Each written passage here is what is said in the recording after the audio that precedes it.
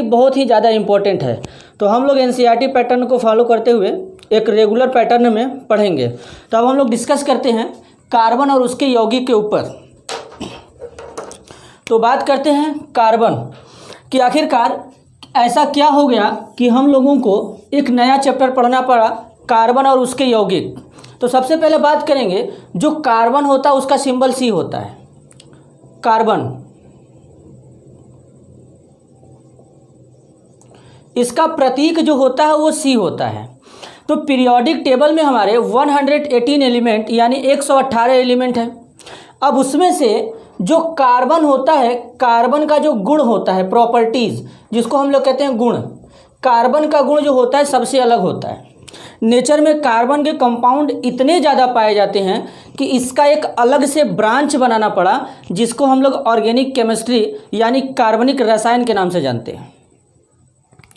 तो इसके पीछे रीज़न क्या है? तो पहले आज हम लोग वही चेक करेंगे कि कार्बन का क्यों अलग से एक टॉपिक बनाया गया, जिसको हम लोग कार्बनिक रसायन में पढ़ते हैं।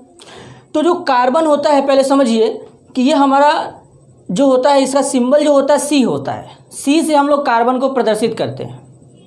अब जो कार्बन होता है ये हमारे प्रकृति में कंबाइंड स्टेट यानी संयुक्त अवस्था में ज़्यादा मात्रा में पाया जाता है। मुक्त रूप में यह बहुत कम ही अमाउंट में पाया जाता है। जैसे अगर इसकी मात्रा की बात करेंगे तो मिनरल होता है। मिनरल के बारे में आप लोगों ने सुना होगा, जिसको हम लोग हिंदी में कहते हैं खनिज। तो जो मिनरल होता है, मिनरल में हमारा कार्बन का जो मात्रा होता है 0.02% होता है, यानी 0.02% हमारा जो कार्बन होता है ये खनिज में पाया जाता है। जो खनिज होता है इसका मतलब क्या होता है?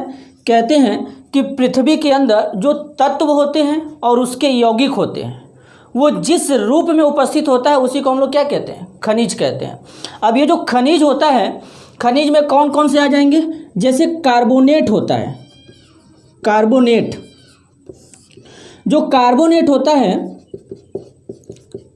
कार्बोनेट को हम लोग लिखते हैं CO3-2, यानी जैसे इसका बनाएंगे तो बनेगा Na2CO3। Sodium carbonate, potassium carbonate, calcium carbonate, ये जो होते हैं इनमें भी हमारा कार्बन पाया जाता है। तो ये सब हमारे खनिज हो गए। अभी जो ये लिखा गया ये सोडियम कार्बोनेट है। अगर हम लिखेंगे K2CO3 तो ये पोटेशियम कार्बोनेट होगा। लिखेंगे CaCO3 तो ये हमारा कैल्शियम कार्बोनेट होगा। तो यानी ये जो कार्बोनेट दिख रहा है, कार्बोनेट यानी खनिज में कार्बन 0.02% पाया जाता है। अब इसके बाद बात करेंगे, हमारा एक होता है बाइकार्बोनेट। बाइकार्बोनेट वर्ड कब यूज़ करेंगे? शब्दों पर ध्यान दीजिए, ये शब्द बहुत इंपॉर्टेंट है। बाइकार्बोनेट उस समय हम लोग यूज़ करते हैं जब उस खनिज में हमारा हाइड्रोजन आ जाए। तो स्पेशली हाइड्रोजन के लिए हम लोग बाइकार्बोनेट या हाइड्रोजन कार्बोनेट वर्ड यूज़ करते हैं। जैसे आप लोग ने कभी ना कभी सुना होगा NaHCO3, इसको हम लोग कहते हैं बेकिंग सोडा या इसी को खाने वाला सोडा भी कहते हैं। इसमें जो होता है कार्बन का भी जो प्रतिशत मात्रा होता है इतना ही होता है। तो कार्बन जो होता है स्पेशली खनिज में 0.02% पाया जाता है। लेकिन अगर हम बात करेंगे जैसे, तो ये जो खनिज था, खनिज में हमारा कार्बन जो होता है 0.02% पाया जाता है। तो ये हमारे कहाँ पाए जाते हैं? अर्थ क्रस्ट के ऊपर पाए जाते हैं। अर्थ क्रस्ट का मतलब होता है जो पृथ्वी होता है, पृथ्वी का ऊपरी सतह होता है, ऊपरी सतह पे ये सब पाए जाते हैं। ठीक है, अब आगे आते हैं। लेकिन हमारे एटमॉस्फेयर में, एटमॉस्फेयर का मतलब होता है वातावरण। तो हमारे वातावरण में जो कार्बन होता है कार्बन डाइऑक्साइड के फॉर्म में पाया जाता है। अब कार्बन डाइऑक्साइड के फॉर्म में पाया जाता है तो यानी कार्बन हमारे वातावरण में कितना परसेंट पाया जाता है? याद रखिए 0.03% पाया जाता है। यानी वातावरण में हमारे कार्बन डाइऑक्साइड 0.03% पाया जाता है एटमॉस्फेयर में, और मिनरल के रूप में पृथ्वी के सतह पे 0.02% पाया जाता है। तो ये हो गया कार्बन। अब कार्बन जो होता है, कार्बन के बहुत सारे जो गुण होते हैं वो बहुत ही अलग अलग होते हैं। जिसके कारण कार्बन का एक अलग ब्रांच बनाया गया। तो अभी तो आप लोग 10th क्लास में हैं, लेकिन फिर भी एक आध दो बात सुनिए, ताकि मतलब ऐसा क्या रीज़न है कि कार्बन का अलग से एक ब्रांच बनाया गया। पहली बात, जो कार्बन होता है ये हमारा सहसंयोजी बंध बनाता है। बात थोड़ा नया है आप लोगों के लिए, लेकिन जैसे जैसे आगे बढ़ेंगे सीखेंगे और एक एक बात मैं सिखा दूंगा। तो जो कार्बन होता है वो सहसंयोजी बंध बनाता है। दूसरा रीज़न ये होता है कि जो कार्बन होता है, अगर हम चेक करेंगे तो कार्बन अपने ही दूसरे किसी कार्बन परमाणु के साथ जुड़ करके ऐसे ऐसे संरचना बनाता है, या फिर ये संरचना हमारा ऐसा भी हो सकता है कार्बन कार्बन के साथ जुड़ करके इस वर्ड को, या फिर ऐसे भी बना सकता है। तो जो कार्बन ऐसे ऐसे बंध बना रहा है, इसके लिए एक वर्ड हम लोग यूज़ करते हैं श्रृंखलन, यानी कार्बन में श्रृंखलित होने का गुण पाया जाता है। श्रृंखलित होने के गुण का मतलब होता है कि कार्बन किसी अपने ही परमाणु के साथ, कार्बन अपने ही दूसरे परमाणु के साथ मिलकर के खुली या बंद श्रृंखला वाला यौगिक बनाता है, जिसे हम लोग कहते हैं श्रृंखलित होने का गुण। इसको इंग्लिश में बोलते हैं कैटिनेशन पावर।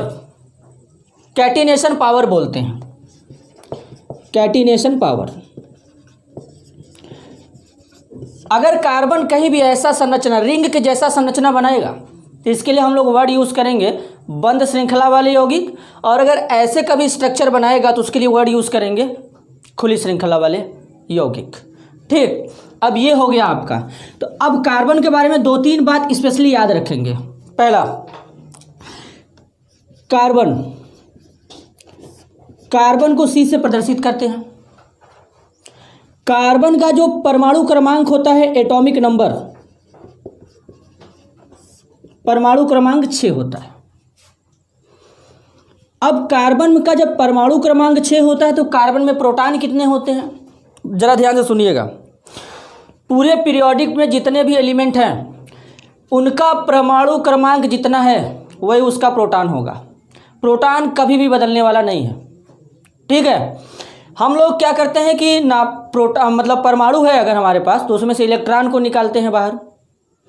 प्रोटॉन को भी निकाल सकते हैं, लेकिन उसके बारे में उतना डिटेल में जानकारी नहीं लेना है। तो सीधा सीधा बस एक बात याद रखिए कि परमाणु क्रमांक जितना होगा वही उसका प्रोटॉन होगा। तो पीरियोडिक टेबल में 118 एलिमेंट होते हैं, जैसा कि मैंने अभी बताया था कुछ समय पहले। तो अगर हम लोग जो परमाणु क्रमांक होता है उसको Z से प्रदर्शित करते हैं। परमाणु क्रमांक को रिप्रेजेंट करने का तरीका होता है कैपिटल Z। पीरियोडिक टेबल में जितने भी एलिमेंट आते हैं, जितना भी उसका परमाणु क्रमांक है वही प्रोटॉन होगा। तो परमाणु क्रमांक बराबर प्रोटॉनों की संख्या, यानी कार्बन का परमाणु क्रमांक कितना, 6, तो प्रोटॉन कितना हो जाएगा, 6 हो गया। अब बात करेंगे कार्बन के इलेक्ट्रॉन का, कि कार्बन में आखिरकार इलेक्ट्रॉन कितना होता है। तो ज़रा ध्यान से सुनिए, अगर कोई परमाणु हमारा है या एलिमेंट है, मतलब तत्व ले लेते हैं सीधे सीधे। अगर कोई तत्व है तो तत्व का जितना परमाणु क्रमांक होगा वही उसका इलेक्ट्रॉन भी होगा और वही उसका प्रोटॉन भी होगा। ऐसा कब होगा, जब तक परमाणु के ऊपर कोई भी आवेश न हो। अगर परमाणु के ऊपर प्लस चार्ज आता है तो परमाणु इलेक्ट्रॉन को बाहर निकालता है। अब जितना प्लस चार्ज आएगा उतना इलेक्ट्रॉन हम लोग उस परमाणु के अंदर से बाहर निकालेंगे। अगर परमाणु के ऊपर 1 प्लस चार्ज है तो 1 इलेक्ट्रॉन कम करेंगे, 2 प्लस चार्ज है तो 2 इलेक्ट्रॉन कम करेंगे, 3 प्लस चार्ज है तो 3 इलेक्ट्रॉन कम करेंगे। और अगर वही परमाणु जब इलेक्ट्रॉन लेगा तो उसके ऊपर माइनस का चार्ज आएगा, तो जितना माइनस चार्ज होगा उतना इलेक्ट्रॉन जोड़ेंगे। और जब परमाणु इलेक्ट्रॉन लेगा तो उसके ऊपर कौन सा चार्ज आएगा, माइनस। तो उसके केस में एक वर्ड यूज़ करते हैं जिसका मतलब होता है एनायन, हिंदी में कहते हैं ऋण आयन। और जब परमाणु इलेक्ट्रॉन निकालेगा तो उसके ऊपर आएगा प्लस चार्ज, जिसको हिंदी में कहते हैं धनायन और इंग्लिश में बोलते हैं कैटायन। ठीक, तो अब यहाँ पे हो गया, तो यानी कार्बन के ऊपर तो स्पेशली कोई चार्ज है नहीं, तो इसका इलेक्ट्रॉन कितना होगा, वो भी 6 होगा। अब बचा न्यूट्रॉन निकालने के लिए। न्यूट्रॉन निकालने का सबसे अच्छा तरीका होता है कि कार्बन का अगर परमाणु क्रमांक 6 है तो स्पेशली हम लोग मान के चलते हैं कि परमाणु क्रमांक का जस्ट डबल हमारा क्या होता है, परमाणु भार। तो कार्बन का परमाणु भार कितना हम मानेंगे, 12 मान लिए। तो जब भी अगर हमको न्यूट्रॉन निकालना है तो सीधे सीधे परमाणु भार में से परमाणु क्रमांक को माइनस कर देना है। तो परमाणु भार कितना है, 12, यानी एटॉमिक मास, और 12 में से 6 को माइनस करेंगे 6 आ गया। तो यानी इसमें न्यूट्रॉन कितना बना, 6 बना। तो स्पेशली पहले इतना याद रखेंगे कि कार्बन का सिंबल C, परमाणु क्रमांक 6, परमाणु भार 12, प्रोटॉन 6 होंगे, इलेक्ट्रॉन भी 6 होंगे, न्यूट्रॉन भी 6 होंगे। ये हो गया, इतना जानकारी कार्बन के बारे में होना चाहिए। अब एक बात और, हम लोग चैप्टर पढ़ रहे हैं कार्बन और उसके यौगिक, तो जाहिर सी बात है कि तीसरा चैप्टर हम लोग पढ़े ही हैं, धातु अधातु। तो उससे एक बात निकल के आएगा कि कार्बन होता क्या है, धातु होता है कि अधातु होता है। तो स्पेशली इसको मार्क करके रखेंगे, कार्बन जो होता है ये हमारा नॉन मेटल होता है, मतलब अधातु होता है। और अधातु क्या होते हैं, अगर अधातु वर्ड यूज़ किया जाए तो आपके दिमाग में एक बात आना चाहिए कि अगर कहीं भी अगर अधातु यानी नॉन मेटल वर्ड यूज़ किया जाता है तो दिमाग में एक ही बात आना चाहिए कि मतलब वो तत्व हमारा इलेक्ट्रॉन ग्रहण करेगा, मतलब एक्सेप्ट करेगा, ठीक। और अगर कहीं भी मेटल वर्ड यूज़ किया जाए यानी धातु, तो इसका मतलब सीधा सीधा यही होगा कि वो तत्व हमारा क्या करेगा, इलेक्ट्रॉन निकालेगा। तो कार्बन हमारा अधातु होता है, ये आपको पता होना चाहिए। परमाणु क्रमांक 6, परमाणु भार 12, एटॉमिक नंबर 6, प्रोटॉन 6, इलेक्ट्रॉन 6 होंगे और न्यूट्रॉन 6 होंगे। तो इतना पता चल गया। पहले मैंने जितना आपको पढ़ा दिया उतना रिवाइज करा दूं। कार्बन जो होता है हमारे पृथ्वी के सतह पे यानी अर्थ क्रस्ट पे मिनरल के फॉर्म में 0.02% पाया जाता है। उसके बाद कार्बन डाइऑक्साइड के फॉर्म में हमारे एटमॉस्फेयर में 0.03% पाया जाता है। कार्बन हमारे नेचर में सबसे ज़्यादा पाया जाता है किसके फॉर्म में, संयुक्त अवस्था में। अब मिनरल का मतलब ये नहीं हो गया कि केवल बाइकार्बोनेट और कार्बोनेट में ही पाया जाता है। पेट्रोलियम हो गया, ये भी हमारा एक टाइप्स का मिनरल होता है। कोल हो गया, ये भी एक टाइप्स का मिनरल होता है। तो इन सब में हमारा कार्बन 0.02% के फॉर्म में पाया जाता है। उसके बाद हमने बता दिया कि कार्बन का सिंबल क्या होता है, C होता है, कैपिटल C लिखते हैं। अधातु होता है कार्बन हमारा, ये स्पेशली मार्क करके रखेंगे। एक एक बात हम जितना पढ़ रहे हैं यहाँ पे, ये सब NCERT पैटर्न का है और NCERT से ही हमेशा एग्जाम में भी आता है और इंट्रेंस में भी आता है। तो इसीलिए अगर NCERT समझ में आ गया तो सब समझ में आ जाएगा, ठीक है। फिर उसके बाद अगर तत्व में परमाणु क्रमांक 6 है तो उसका प्रोटॉन भी 6 होगा। अगर कोई चार्ज नहीं है तो इलेक्ट्रॉन भी 6 होगा। न्यूट्रॉन निकालना है, परमाणु भार में से परमाणु क्रमांक को माइनस करेंगे, ऑलरेडी पता चल जाएगा। और प्रोटॉन निकालने के लिए जितना परमाणु क्रमांक उतना प्रोटॉन। तो ये आज का रिव्यू हो गया। अब आगे बात करते हैं नए टॉपिक पे। ये हो गया, 2 बातें हो गई। एक बात और, तो अब बात करेंगे, ये है कार्बन। तो यानी कार्बन कौन सा बंध बनाता है। एक हमारा आयनिक बंध होता है, जरा इसके बारे में थोड़ा सा जान लीजिए। आयनिक बंध होता क्या है। एक आयनिक बॉन्ड होता है, आयनिक बॉन्ड को हिंदी में कहते हैं आयनिक बंध। ये कब बनता होगा, जब एक धातु होगा और दूसरा अधातु होगा। तो धातु और अधातु के बीच में जो बॉन्ड बनता है उसको हम लोग कहते हैं आयनिक बॉन्ड। इसमें होता क्या है, मानते हैं कि कोई एक परमाणु A है और दूसरा परमाणु B है। परमाणु A क्या करेगा, अपना एक इलेक्ट्रॉन परमाणु B को दे देगा। तो जब परमाणु अपना A वाला एक इलेक्ट्रॉन B परमाणु को देगा तो इसका मतलब ये जो इलेक्ट्रॉन यहाँ पे दिख रहा है A के ऊपर है, वो कुछ समय बाद ट्रांसफर यानी स्थानांतरित होकर किसके ऊपर चला जाएगा, B के ऊपर। तो जब परमाणु एक इलेक्ट्रॉन निकाला तो इसके ऊपर एक प्लस चार्ज आएगा, और जब ये एक इलेक्ट्रॉन लेगा तो इसके ऊपर माइनस चार्ज आएगा। तो और यहाँ पे प्लस और माइनस के बीच में बॉन्ड बन जाएगा। तो इस प्रकार के बंध को हम लोग आयनिक बंध कहेंगे। तो कार्बन तो ये वाला बंध बना नहीं सकता, क्योंकि कार्बन इलेक्ट्रॉन अपने अंदर से निकालता नहीं है। सबसे बड़ी बात यह है। तो आयनिक बंध कब बनता है, जब 2 परमाणु के बीच इलेक्ट्रॉनों का स्थानांतरण होता है तो उसके द्वारा जो बंध बनेगा आयनिक बंध कहलाएगा। स्थानांतरण का मतलब होता है कि एक जगह से दूसरी जगह पे ट्रांसफ़र होना, उठ करके चले जाना, और चले जाने के बाद वापस नहीं आ सकता। जैसे दुनिया का सबसे अच्छा एग्जाम्पल है NaCl। बार बार बात करते हैं कि NaCl हमारा क्या होता है, एक आयनिक यौगिक होता है। अगर Na को चेक करेंगे तो परमाणु क्रमांक इसका 11 होता है। इलेक्ट्रॉनिक विन्यास आपको सिखाया गया है, इसलिए देखिए इसका इलेक्ट्रॉनिक विन्यास होता है 281, यानी सोडियम के बाह्य कोश में एक इलेक्ट्रॉन होता है। बाह्य कोश का मतलब होता है कि परमाणु का जो सबसे बाहर, तो सोडियम के बाह्य कोश में एक इलेक्ट्रॉन होंगे। तो यानी सोडियम क्या करेगा, एक इलेक्ट्रॉन निकालेगा तो सोडियम के ऊपर एक पॉजिटिव चार्ज आएगा। अब इसी इलेक्ट्रॉन को कौन गेन करेगा, क्लोरीन। कैसे पता, क्लोरीन का परमाणु क्रमांक 17, जब इलेक्ट्रॉनिक विन्यास करेंगे तो 2 8 7 होगा, यानी क्लोरीन के बाह्य कोश में 7 इलेक्ट्रॉन हो गया। तो क्लोरीन को अष्टक कंप्लीट करने के लिए कितना इलेक्ट्रॉन चाहिए, 1 इलेक्ट्रॉन। तो क्लोरीन क्या करेगा, इसी इलेक्ट्रॉन को गेन करेगा यानी ग्रहण करेगा, तो ये किस में बदलेगा, Cl- में बदलेगा। तो अब देखो यहाँ पे Na+ हो गया, Cl- हो गया, इसको बोलेंगे सोडियम धनायन, इसको बोलेंगे क्लोरीन ऋणायन। यानी ये आपका बना Na+ और ये बना Cl-, और ये प्लस और माइनस मिल करके बना देंगे NaCl। इसीलिए कहते हैं कि NaCl एक आयनिक यौगिक होता है।